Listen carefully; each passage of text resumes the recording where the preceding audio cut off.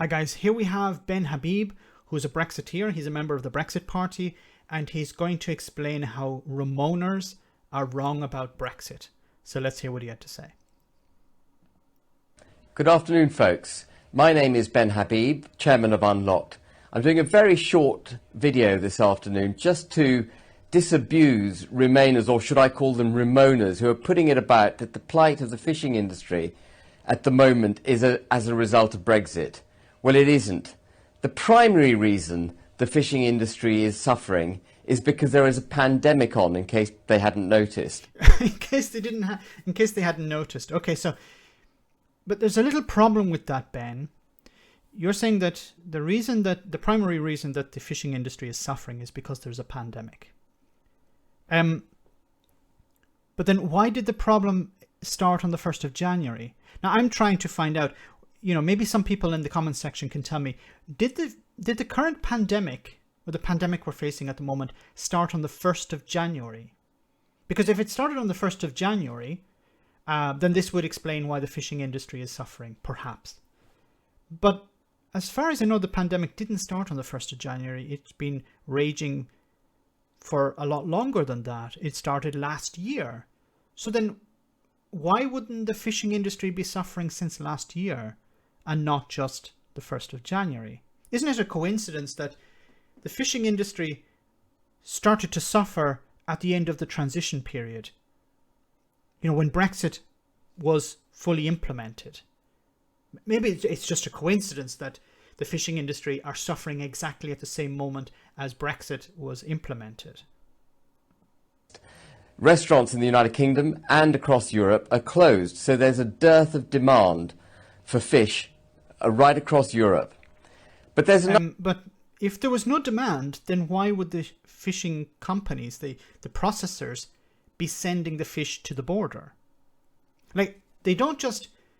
I don't know what goes through his mind. I don't know if he's ever been in business or anything like that. But, when you're selling something, you normally have a customer. A customer places an order, and then you send the goods to that customer. You don't just load up a truck with stuff and send it to the border and hope that when it goes across the border, I don't know, it will be opened, and then customers will arrive from God knows where and start asking for stuff from the truck.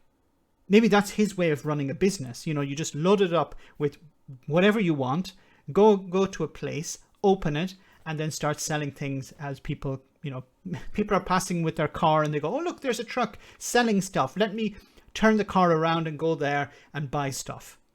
No, that's not how it works. The customer places an order. I don't know, once again, if Ben Habib has ever been in business. I don't think it requires you to be in business to understand that a customer places an order. It can be online, it can be by phone. In the past, it was by fax, for example, or on a website. Like when you buy something on Amazon, and then the supplier puts it in a box, puts it in a courier on a truck, and it goes to the customer. The problem is when it arrives at the border, it needs certain paperwork. And this paperwork, the problem with this paperwork started on the 1st of January. Now, maybe Ben doesn't know this. Maybe Ben doesn't understand Brexit. But I'm sorry, Ben, but that's how it works. Another reason, and that is because the deal that the Prime Minister did has effectively given unfettered access to European Union fishing boats all the way down to the 6-mile limit in United Kingdom's waters. Okay, but first of all, you said that there was no demand for fish. Now you're saying that, yeah, but the problem is so which is it? There's no demand for fish, or is that European fishing fleets are stealing the fish?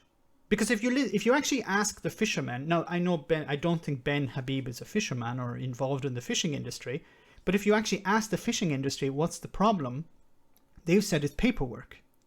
They haven't said anything about, look at all these fishermen coming from Spain or from Sweden or Finland or wherever coming to take our fish.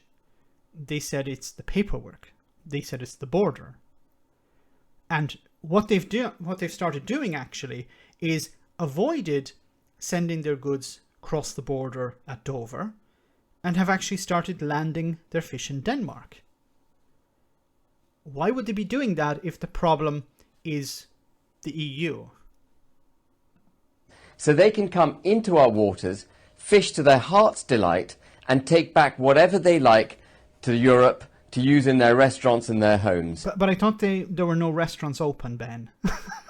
Ben just said at the beginning of this interview that the restaurants are all closed, and now he's saying that the EU fishermen are taking the fish from UK waters to sell into restaurants in the EU, the ones that are closed.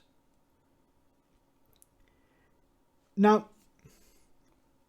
I don't know if Ben... I'm trying to be as kind to Ben as possible, so maybe Ben doesn't understand. I'm not going to say that he's lying. Okay, he is lying. But let's try and be as charitable as possible. Maybe Ben doesn't understand. He doesn't seem to understand how trade works, that you ship goods according to an order. He doesn't understand that fish needs to be sold as quickly as possible across a border. If there's extra paperwork, that's going to slow it down. And the fishing industry said, we can't work like that. And in order to avoid the border, they're sending their fleets to places like Denmark to offload their fish. They don't need British fish right now because they can come and take it.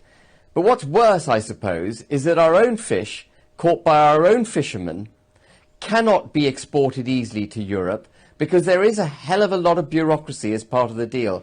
No, not the deal, because of Brexit. Sorry, Ben, you're almost there. You're about 99% of the way. Not because of Boris Johnson's deal, but because of Brexit. Sorry, but you campaigned for Brexit. You told people to vote for Brexit. The reason that there is bureaucracy is because the UK is a third country. You wanted the UK to become a third country. You can't really complain about a deal when you wanted to be a third country. The problem is not the deal. The deal was about tariffs, not about this type of bureaucracy. You're no longer a member of the single market and the customs union. That's the problem. Now, maybe once again, Ben doesn't understand that.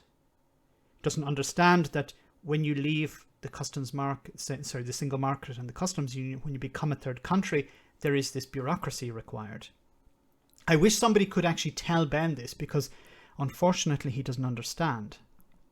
And you would have thought that if the Prime Minister was going to give them unfettered access to come into our waters and take our fish, he might give us, or at least assure us, unfettered access to their markets. I'm not sure what he means, unfettered access to the market. There are...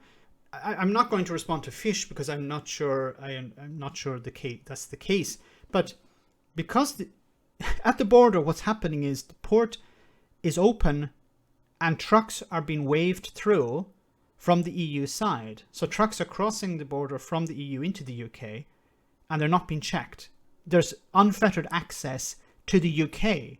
There isn't unfettered access to the EU, but that's because the UK have decided that. The UK have decided we're not going to stop trucks coming from the EU into the UK to see what's on board them, to check for customs, to ask customs to claim, to ask for them to pay for these customs duties. They're not going to ask for that because it would require the trucks being stopped and there aren't enough staff, or it would cause disruption. So they're being waved through. On the UK side, they're not being waved through going back into the EU, though. Sadly, it hasn't worked that way. So this has nothing to do with Brexit. It's everything to do with Brexit. You can't say this is nothing to do with Brexit. You voted for the UK to become a third country. This is the consequence of being a third country. You have to own this, Ben. You decided this. You campaigned for this. You wanted this. It's a bit like the old analogy I said with the pizza before. The Brexiteers told you, we want a pizza. And then now they're not happy with the pizza that they received. They didn't explain what type of pizza they wanted. They didn't explain what type of what they wanted on the pizza or not on the pizza. And now they've got the pizza that they decided, oh, I don't actually like this pizza. But they can't send it back. That's the difference. At least with the pizza, if it's so bad, you can send it back. But in this case, you can't. You can't send Brexit back. Now, Ben Habib is a member of the Brexit Party. He used to be an MEP for London. And he wants you to believe that the problem is not Brexit. The problem is Boris Johnson's deal. The problem is the EU. The problem is always someone else, but never Brexit. Although he campaigned for it and he convinced people to vote for it. He lied to the public. And now he wants to continue the lie. Defend Brexit at all costs. Now, I think if we sat down with Ben and we had an honest conversation without the cameras, he would say, yes, it's a disaster. He knows it's a disaster. But he has to maintain this facade because it's in his interest. He can't come out and honestly say to the public, yeah, it's a friggin' disaster. We didn't actually think this was going to happen. Or we knew, but we didn't care because we had bigger goals in mind.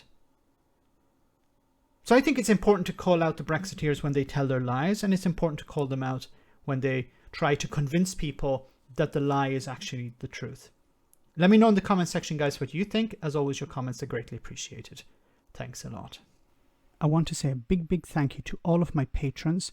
You ensure that this channel continues to exist. I'm eternally grateful for all of your support. If you join Patreon, you will receive instant access to our Discord server, where we have both audio and video chats. You can chat with me and other patrons, where we discuss important and non-important issues. Becoming a patron per month costs about the same as a large coffee, so why not check it out?